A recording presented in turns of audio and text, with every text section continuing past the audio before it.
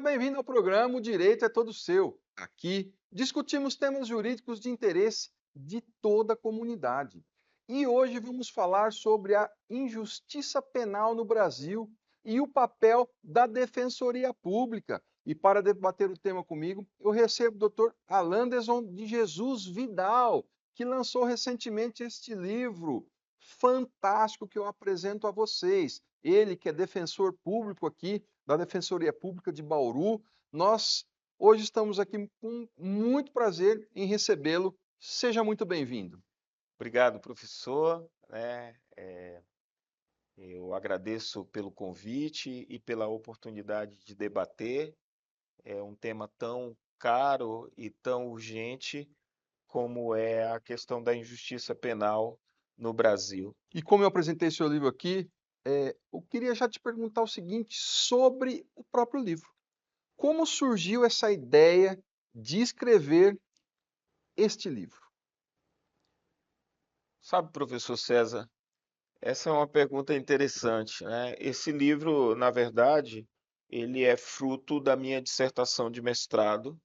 Eu concluí o meu mestrado no ano de 2023 e foi uma tarefa bastante árdua, obviamente para todo mundo que se propõe, né, a trilhar a carreira acadêmica, melhor dizendo, mas ele foi difícil no sentido de que ah, sempre foi um desafio muito grande para mim a escrita, né? E, e também trilhar esse caminho acadêmico.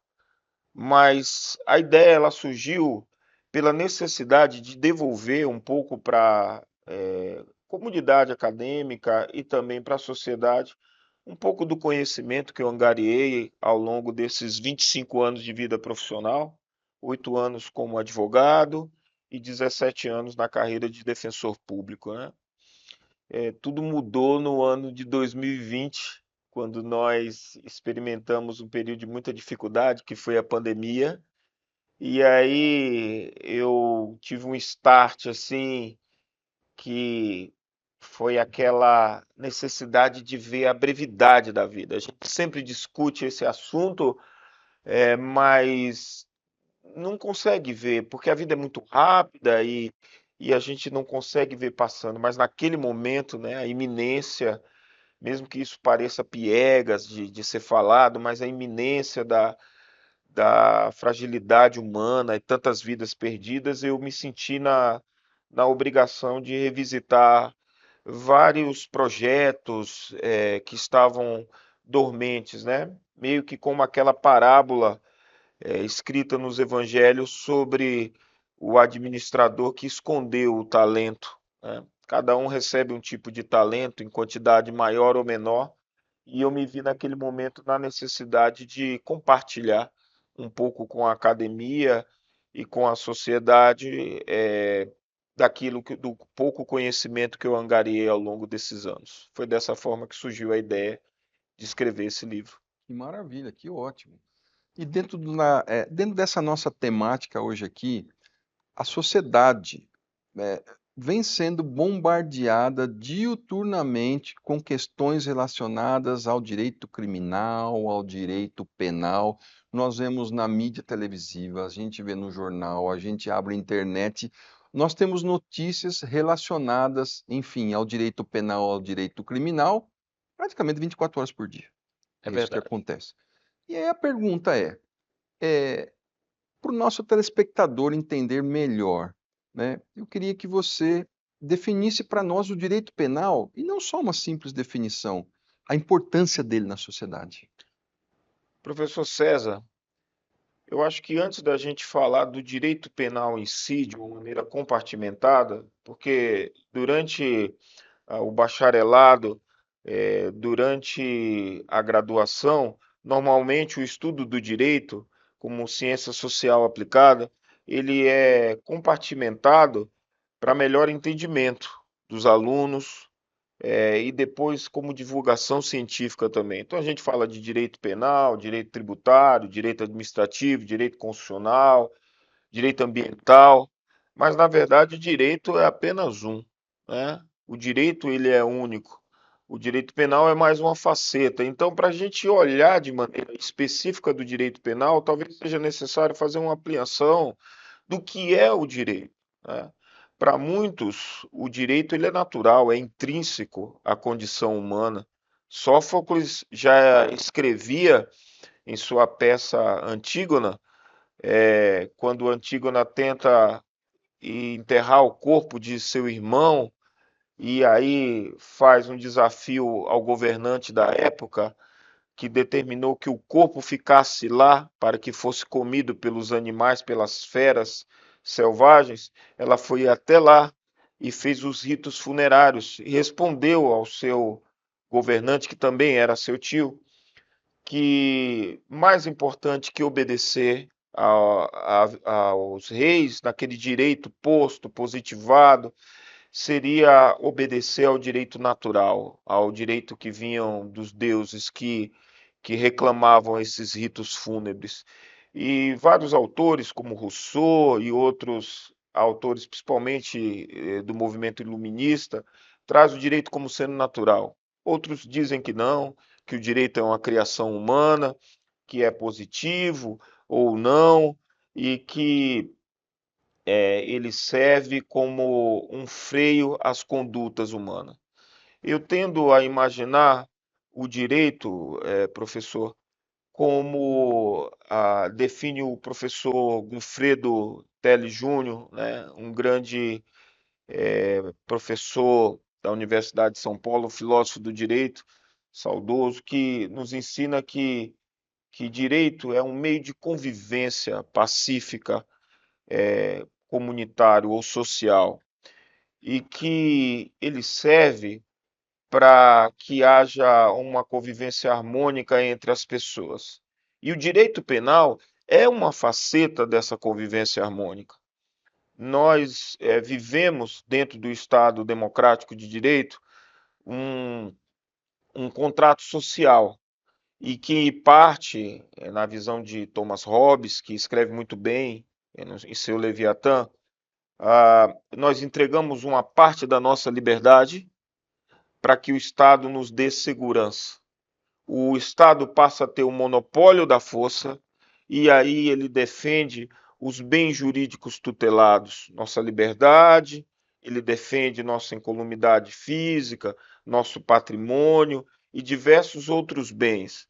Por isso que o direito penal ele é importante, sim, porque ele é um meio de convivência pacífica para que a gente não faça justiça com as próprias mãos e que isso seja feito de maneira ordenada, dentro de princípios e garantias previamente estabelecidas, numa forma harmônica de convivência. Fantástico, né? Isso que você falou agora, né, doutor Alain Deson, é, parece uma coisa simples, né? O cidadão não agir com as próprias mãos e o Estado dando segurança, né? Porque se não fosse assim, dentro dessa importância retratada, isso aqui, a nossa vida seria um verdadeiro faroeste. É verdade? Seria um verdadeiro faroeste. Que dentro do seu livro, vendo o seu livro, eh, você faz um recorte social prévio. No na realidade, o que consiste isso e qual a importância desse preâmbulo?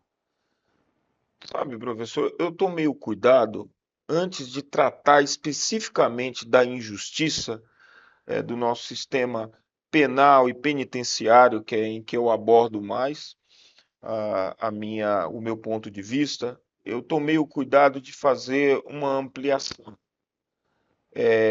A gente vive em uma sociedade desigual, não é uma visão subjetiva.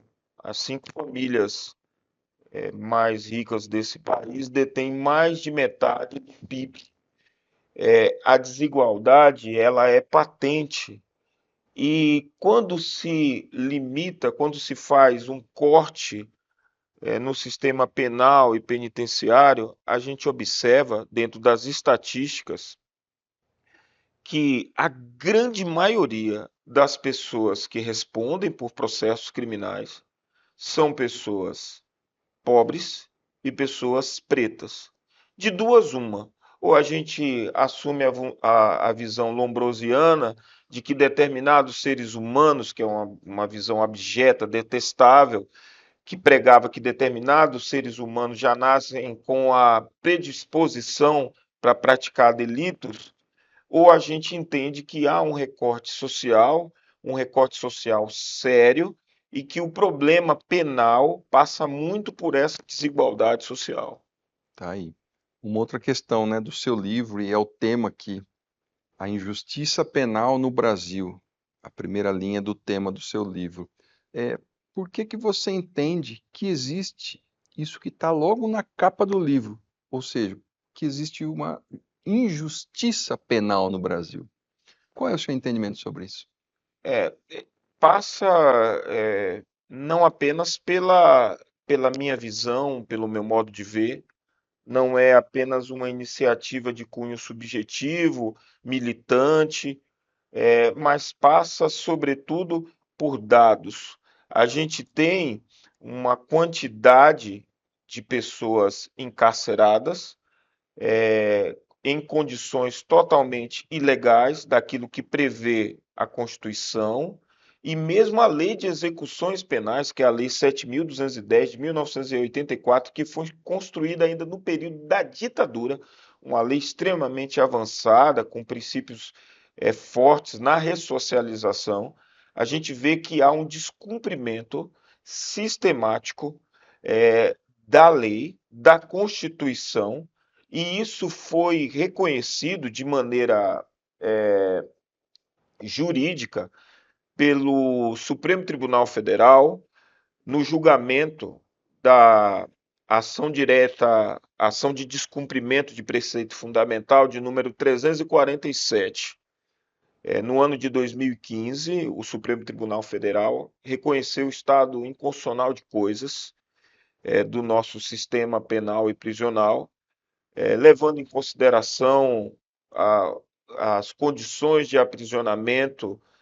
O Brasil chegou a uma população carcerária de 1 milhão de habitantes, de 1 milhão de pessoas encarceradas, né? E por conta disso, o Supremo Tribunal Federal, com o Conselho Nacional de Justiça, começou a tomar uma série de medidas, como as audiências de custódia, que não existiam nessa época, com a realização de mutirões, com uma melhor observação das mulheres que cumpriam pena, em situação de vulnerabilidade, mães em estado de amamentação, a proibir que pessoas fossem presas em containers, que era o que acontecia.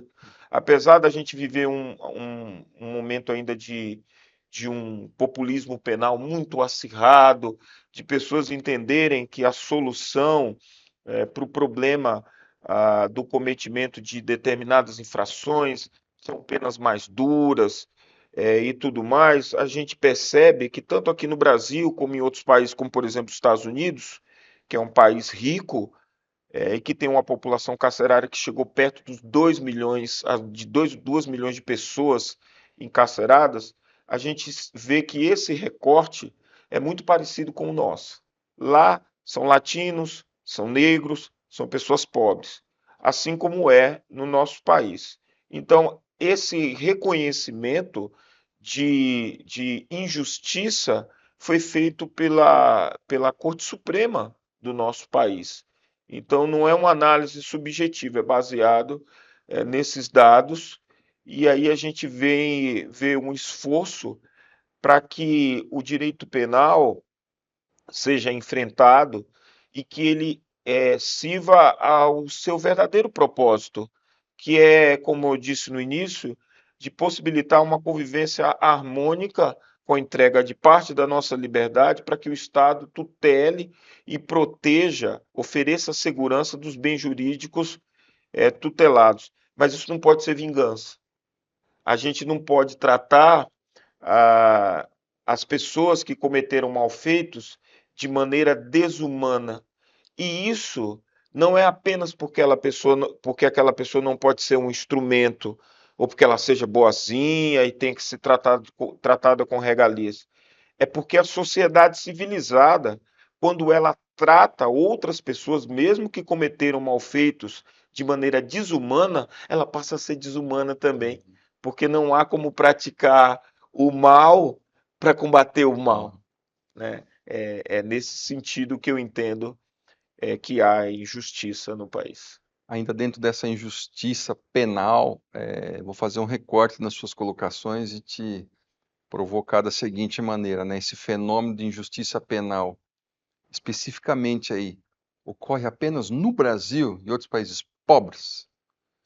Não, como eu disse agora há pouco, a gente, a gente consegue perceber esse quadro, professor César, principalmente nos países em que há uma desigualdade social muito grande.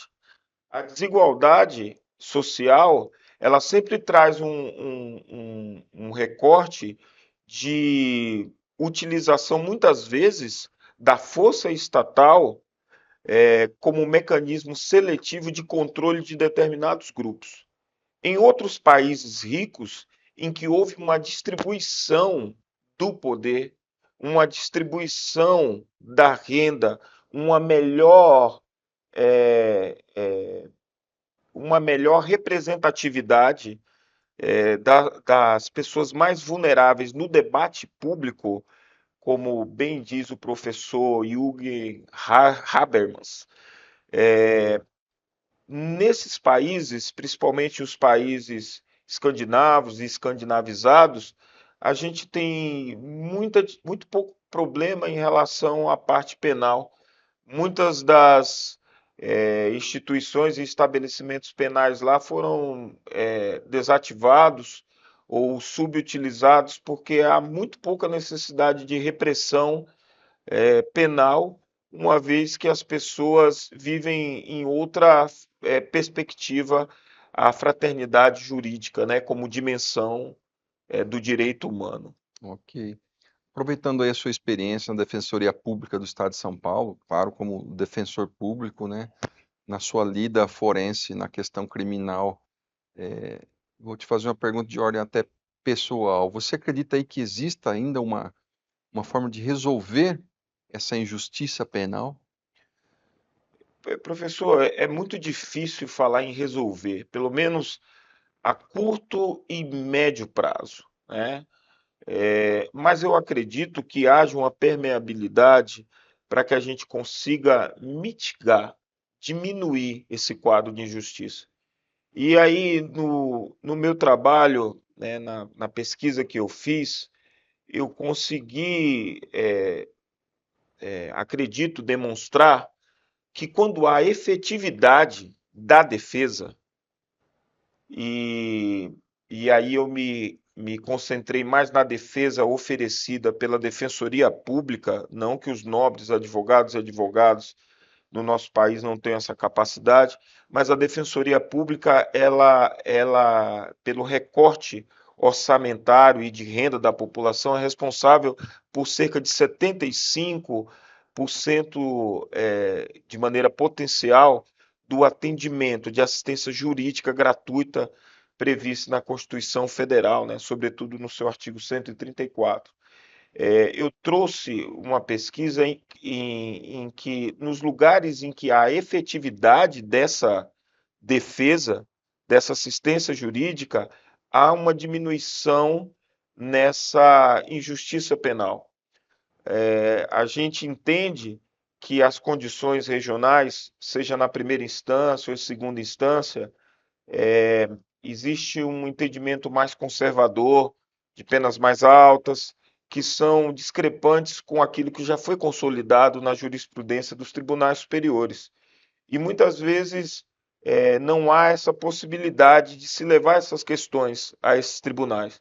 Mas eu posso citar como exemplo, dados que eu coloquei no meu trabalho, que de 60% dos casos que a Defensoria Pública do Estado de São Paulo, por exemplo, leva para os tribunais superiores, sobretudo para o Colégio Superior Tribunal de Justiça, há êxito a concessão da ordem nos habeas corpus e provimento dos recursos especiais, seja para diminuir a pena, seja para absolver, seja para desclassificar.